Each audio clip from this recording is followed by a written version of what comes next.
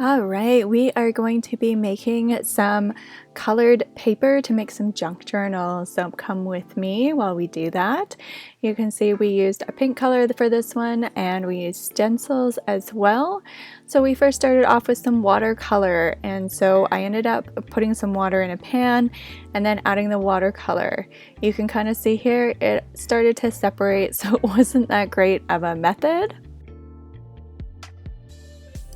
So I just kept on swirling it around until it disintegrated, and then if it were a little bit of chunks, you could kind of see it in the plate paper as they were like kind of blotchy, which added its own look. So you do it as you may. And then I just got another pan and I dipped my paper in, so fully soaked it, and then added it to the other pan. So you can kind of see there's some streakies on there just because I wasn't able to fully dissolve the watercolor paint.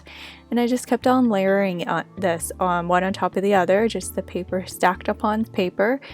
And then I ended up putting a stencil down, so you can see I'm drizzling the water over top of the stencil, putting another piece of paper over top, and then just repeating that process, kind of alternating between paper and stencils until I was completely done.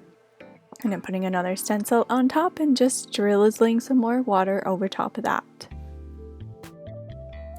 So some other methods are to be folding the paper in half or scrunching it so it creates some lines. You don't want to scrunch it too tight just because the paper will slowly rip. You can use it for other things though, but just a nice fold or just a soft crunch as well, and that will just give it some definition and some texture. So I just do a combination of the flat ones and then also some of the crinkle ones. You'll notice in the pan that has all the paper there is quite a bit of water, the purple water that's around there, and I've just been leaving it in there. I have been putting the paper over top of my fireplace just at the back so that it gets the heat, and it doesn't seem to affect it at all. It kind of leaves some of the pages having this purple tint, as you can see. So these are the ones that are all dried, and you can see the edges have that purple tint to it.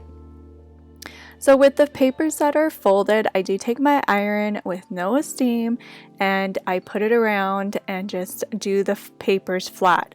I only do this to the ones that I have folded or crinkled. I don't do it to the ones that had been laying flat unless there was a big dent in it that I needed to be ironed out because it wouldn't lay flat.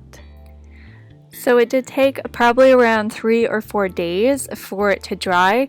When you do stack them up, you do have to check on them and kind of move them around just because the middle ones will still feel a bit wet.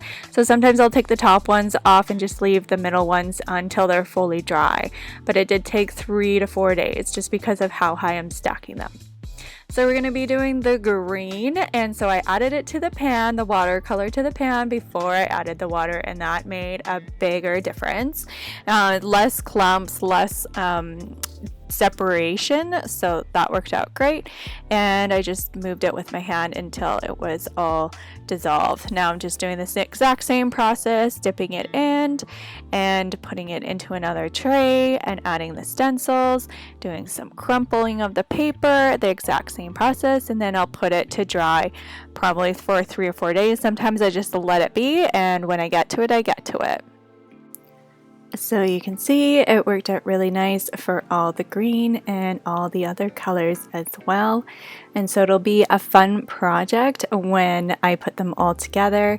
I've got the green, the purple, and the pink, and then I also have some tea stained one that's in another video on the channel.